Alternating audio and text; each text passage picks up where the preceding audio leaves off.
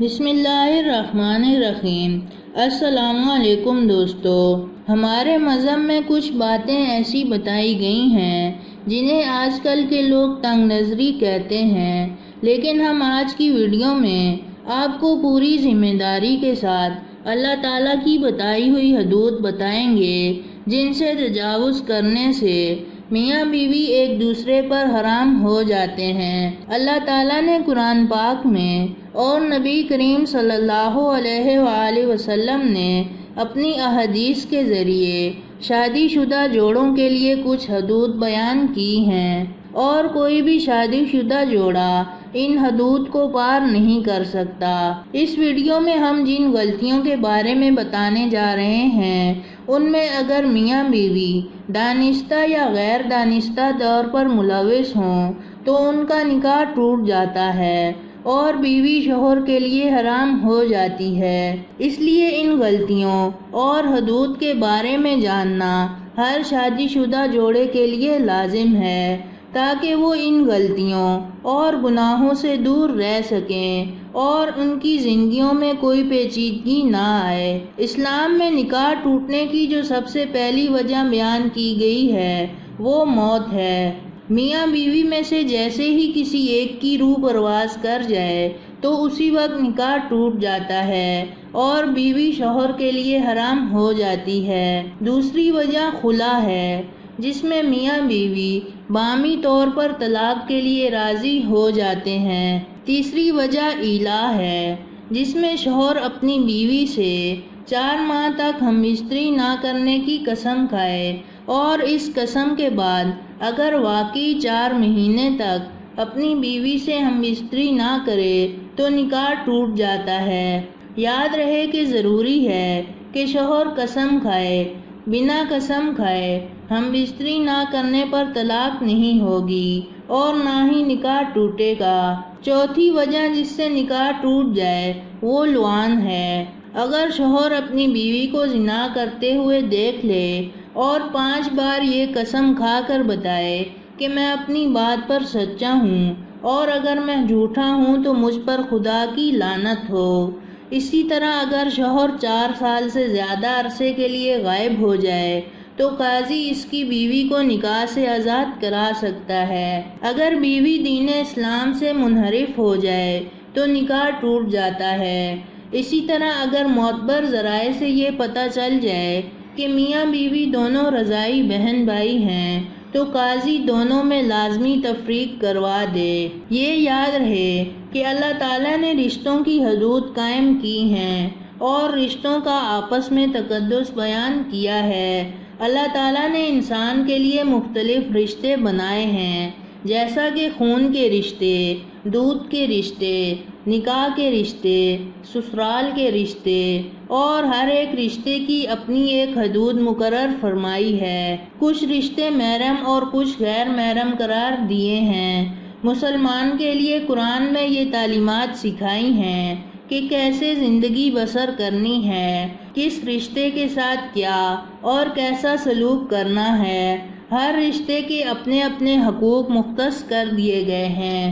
اب آپ کو نکاح کے بعد رشتوں میں ان حدود کے بارے میں بتاتے ہیں جن میں انتہائی احتیاط کی ضرورت ہے۔ اگر ان رشتوں میں ذرہ برابر بھی بے احتیاطی کی جائے تو بیوی اپنے شوہر کے لیے ہمیشہ ہمیشہ کے لیے حرام ہو جاتی ہے، یعنی ایسا ہونے سے میاں بیوی کا نکاح ٹوٹ جاتا ہے۔ جب بیٹے کی عمر 7 سال سے زیادہ ہو جائے تو وہ اپنی ماں کے ساتھ نہ سوئے، اور اسی طرح جب بیٹی کی عمر 7 سال سے زیادہ ہو جائے تو وہ اپنے باپ کے ساتھ نہ سوئے۔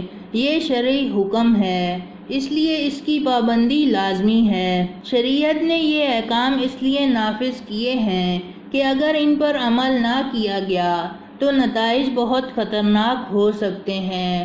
اسی طرح جب بیٹی 9 سال سے اوپر کی ہو جائے تو باپ کو چاہیے کہ اسے پیار کرنے میں احتیاط کرے۔ باپ کو چاہیے کہ اگر وہ بیٹی کو پیار کرنا چاہے تو صرف سر پر ہاتھ پھیرے، یا اگر بوسہ لینا چاہے تو وہ بھی صرف سر کا ہی لے۔ اسی طرح باپ کو چاہیے کہ اپنے جسم کو بیٹی کے جسم سے دور رکھے۔ کیونکہ اگر یہ احتیاط نہ برتی گئی اور باپ نے بیٹی کو ایسے پیار کیا کہ باپ یا بیٹی کی شہوت ابھر گئی تو اس صورت میں اس شخص کے لیے اپنی بیوی یعنی اس کی بیٹی کی ماں ہمیشہ کے لیے حرام ہو جائے گی اور نکاح ٹوٹ جائے گا، اور یہی حکم ماں اور بیٹے کے بارے میں بھی ہے۔ اسی لیے ہماری اپنی بہنوں اور بھائیوں سے گزارش ہے کہ اپنے بیٹوں یا بیٹیوں کو پیار کرتے وقت احتیاط کریں، احکام شریعت کے مطابق ان کو اپنے بستر سے اور اسی طرح بہنوں کے بستر سے دور کریں۔ آج کل اسلام سے دوری اور دینی تعلیمات نہ سیکھنے کی وجہ سے پہلے لاڈ پیار میں بچوں کو بگاڑا جاتا ہے اور ان کو ان کی حدود نہیں بتائی جاتی اور بعد میں رونا رویا جاتا ہے جو بے سود ہے۔ اسی لیے ضروری ہے کہ بیٹے کی عمر 7 سال ہونے کے بعد باپ کے پاس سلایا جائے لیکن ماں کے پاس نہ سلائیں، اور اسی طرح بیٹی ماں کے پاس تو سو سکتی ہے لیکن باپ کے ساتھ نہیں سو سکتی۔ اسی طرح ایک اہم رشتہ ساس اور داماد کا بھی ہے۔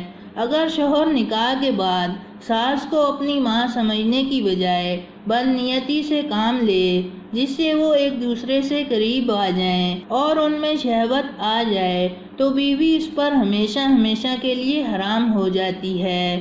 جو حدود شریعت نے طے کی ہیں اس کی پاسداری کرے، کیونکہ نکاح صرف بیوی کے ساتھ ہوتا ہے اور اس کی زوجیت کے لیے صرف اس کی بیوی حلال ہوتی ہے، لہٰذا باقی سب رشتوں کے ساتھ برتاؤ میں مرد کو کافی احتیاط کی ضرورت ہوتی ہے۔ سسر کے لیے بھی حکم ہے کہ وہ اپنی بہو کو اپنی بیٹی جیسا سمجھے اور اس کو بیٹی کا درجہ دے۔ اب جس شخص کو شرعی احکام کی سمجھ ہوگی وہ ان کی پاسداری کرے گا، اور جسے ان احکام کی سمجھ نہیں ہوگی وہ ان کی پاسداری نہیں کرے گا۔ اسی طرح اگر سہو اور بہو میں شہوت کا رشتہ قائم ہو جائے تو تب بھی نکاح ٹوٹ جاتا ہے۔ آج کل رشتوں میں پہلے بے تکلفیاں اختیار کی جاتی ہیں جنہیں برا نہیں سمجھا جاتا، اور بعد میں اس حد تک چلے جاتے ہیں کہ لوگ اپنا نکاح ہی توڑوا بیٹھتے ہیں۔ خدارا شریعت کو سیکھیں اور اس پر عمل پیرا ہو جائیں تاکہ رشتے پاک رہ سکیں۔ اس کا سب سے بہترین ذریعہ یہ ہے کہ کبھی بھی دو مخالف ہم جنسوں کو اکیلے بیٹھنے کا موقع نہ دیں، کیونکہ ان میں تیسرا شیطان ہوتا ہے جو کسی بھی پاک رشتے کو ختم کر سکتا ہے۔ اللہ تعالیٰ سے دعا ہے کہ وہ ہمیں شیطان کے وسوسوں سے دور فرمائے اور ہمارے رشتوں میں باغدامنی عطا فرمائے، آمین۔ تو دوستو یہ تھی ہماری آج کی ویڈیو۔ پسند آنے کی صورت میں لائک کریں اور اپنے دوستوں کے ساتھ شیئر کریں، اور مزید ایسی ویڈیوز دیکھنے کے لیے ہمارا چینل سبسکرائب کرتے ہوئے ساتھ موجود گھنٹی کا بٹن بھی دبا دیں۔ شکریہ۔